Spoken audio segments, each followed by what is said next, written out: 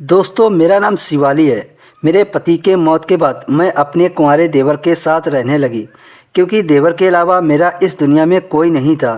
मेरा देवर खूब पैसे कमा रहा था, पर पैसा कहाँ से आता था, इस चीज़ के बारे में हमें कुछ पता नहीं था।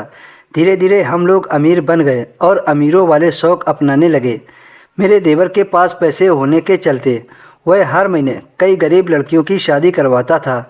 शादी के अगले दिन वह उनको हनीमून भेजने की बजाय तीर्थ यात्रा पर भेज देता था और सारा खर्चा खुद उठाता था।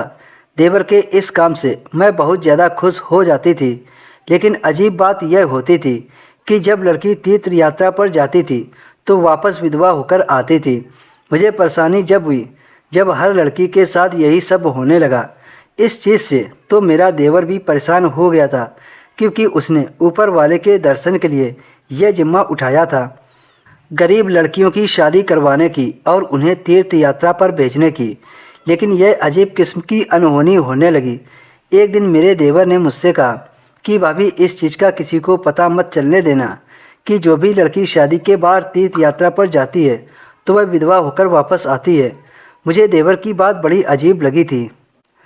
मेरे हिसाब से तो लड़कियों को मालूम होना चाहिए था, क्योंकि हर एक के साथ अजीब गरीब का हादसा होता था जो हर लड़की के साथ हो रहा था। मैंने ये बात अपने देवर को समझाने की कोशिश की कि जब लड़कियों को अपने पति के साथ तीर्थ यात्रा पर भेजते हो और वापस आते समय वो विधवा हो जाती है, तो फिर तुम उन्हें तीर्थ पर भेजते ही क्यों हो। मेरी इस बात पर मेरा देवर भड़क गया।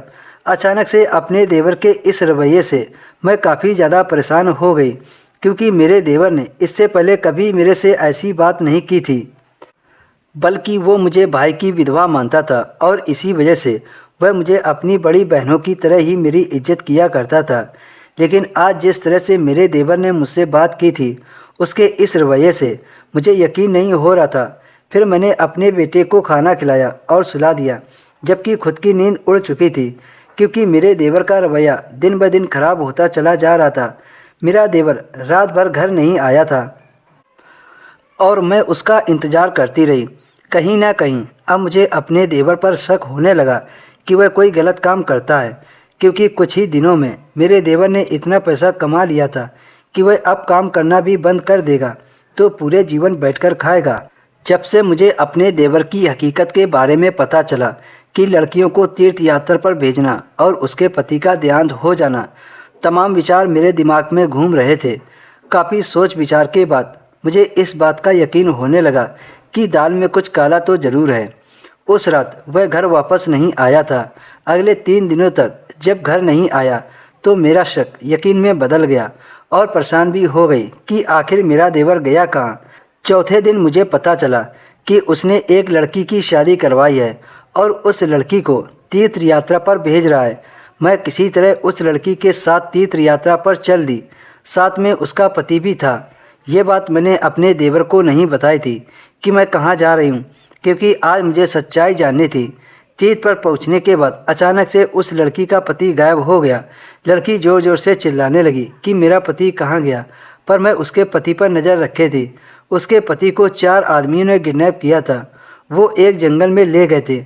वहाँ जाकर जो मैंने देखा, उसे देखकर मेरे कदमों तले से ज़मीन निकल गई।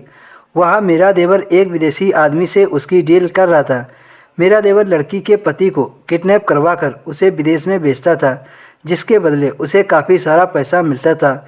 सच जानकर मुझे अपने देवर से घृणा हो गई और उसके महल को छोड़कर एक छोटी सी झोपड़ी में अपने बेटे के साथ रहने लगी।